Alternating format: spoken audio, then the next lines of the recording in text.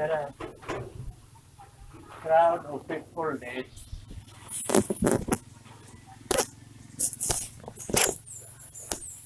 crown of life. Na doon tanan ana. Crown of righteousness, na doon tanan ana. Pero ang crown of faithfulness na ay failure na. Crown of glory na ay failure. Crown of rejoicing na ay failure.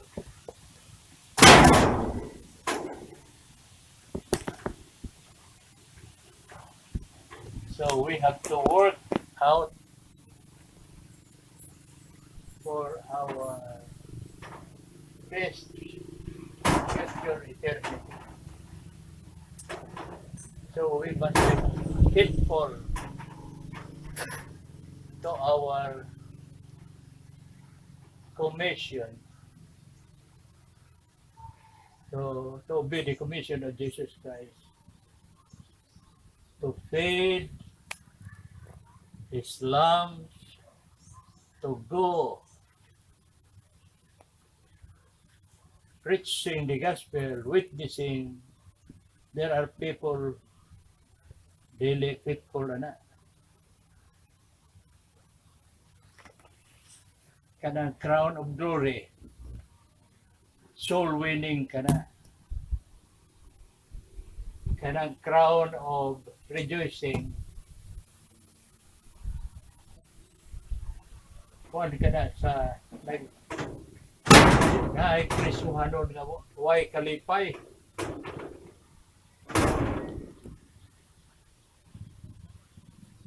Ang Krisuhanon, kinahanglan malipayon. Nag-rejoice karon ay tungod kay naaman siya'y paglaom na sa himaya. Anindot nga dapit na atong pagatuan. We ought to rejoice for that future in eternity. Yun ay mga Krisuhanon, way kalipay. Way crown sila. Of rejoicing. Crown of glory, mga kalag na dadala nimo. Nagkalipay ang kahinayaan sa Diyos tungod sa kamakasala na nagpinulsol pinaagi kanim ay imong gitabangan siya. Soul winning ang crown of glory.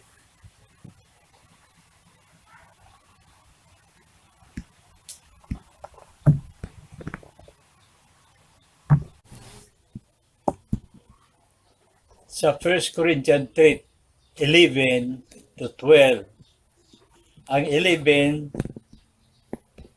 matud pa, there is none other foundation laid save Jesus Christ. Wa na laing patukuranan nga igapahimutang panibisan kinsa gawas kang Hesukristo.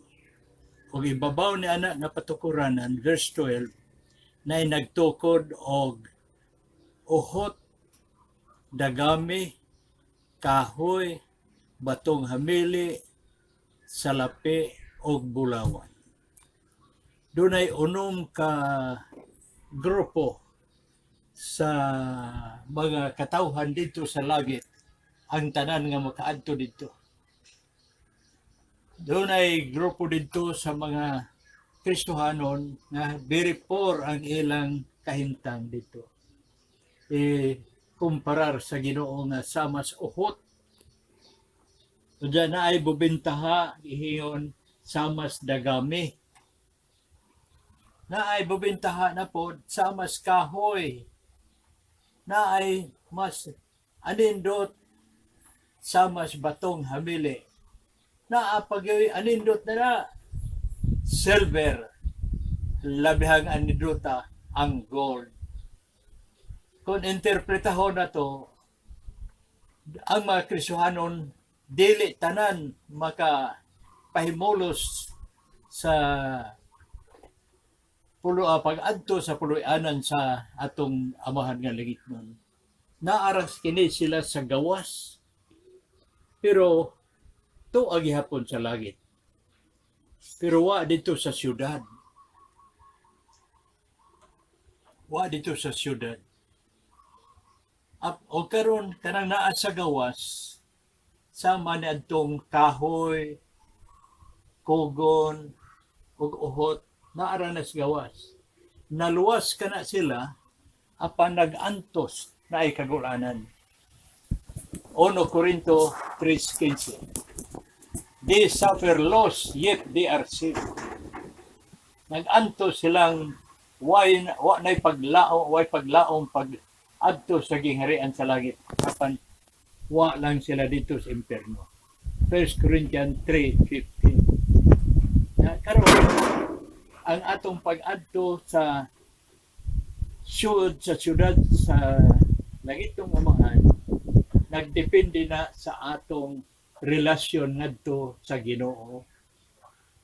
Mao na dunay nagbaton og relasyon sa Ginoo nga dili mulubad bisag na daghang persecution sa makang Esteban sa buhat City, kung di ko masayot, 55 ngadto sa 56. Mo to'y gold si Esteban. Naay precious stone. Naay compared as silver sa makang Pedro. Masayop gihapon ginagmay. Pero maghinulsol. Naapoy mga Kristohanon sa makang sa ubang mga apostolis. Pero naay mga Kristohanon nga igo ra silang nagbaton og pagtuo kang Ginoong Kristo. Nawa magkinabuhi na nakapahimuot sa Ginoo. Mo nang naluwas sila pinagi sa pagtuo. Ephesians 5:8-9. Ephesians For by grace you are saved through faith, not by good works, lest anyone should boast. Ephesians 2. Ephesians 2. 2, 8. 2, 5, 6. Mora to.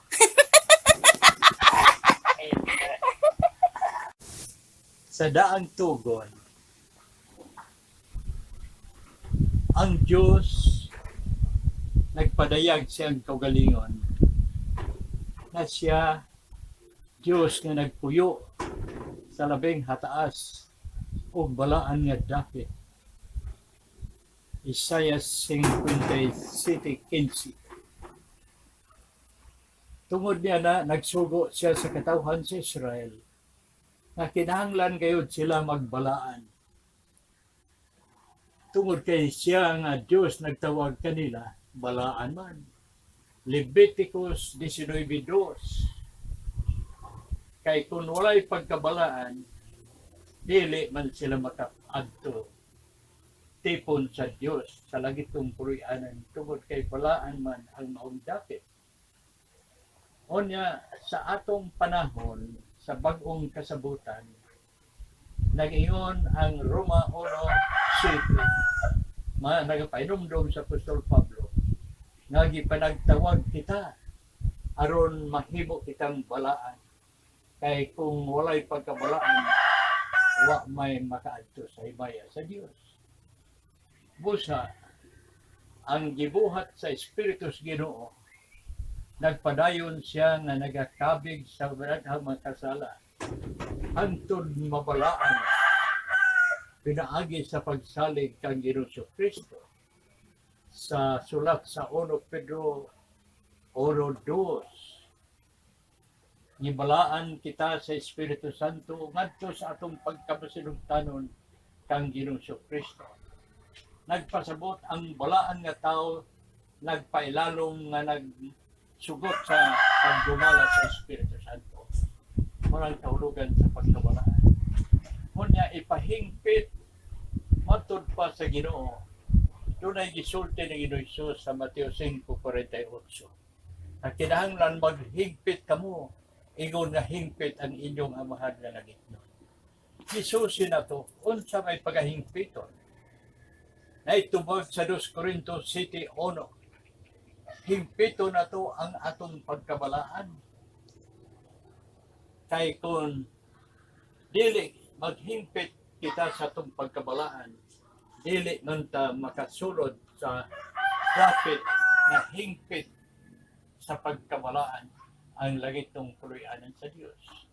Mo na kinahanglan maghingpit kita sa atong pagkabalaan o sa laing pagkasulti, maghingpit ta sa atong masinugtanon kung unsa man ang kabuton sa Dios diha kang Kristo Jesus alang aron mahingpit kita, atong ihalad ang atong buhi nga lawas ngadto sa Dios diha kang Kristo Jesus nga siya na ang Ginoo sa atong kinabuhi, siya na magbuot. Roma 12:1 ug 2. Onya kung naa na kita kang Ginoo Kristo, naa nay pagka bag-o sa atong kinabuhi. 2 Corinto 5:17. Kinsa katong naa kang Kristo, bag-ong binuhat ang daan mga butang nga wala na. Busa wa nay pagkahinukman sa silot katong naa kang Kristo. Roma 8:1.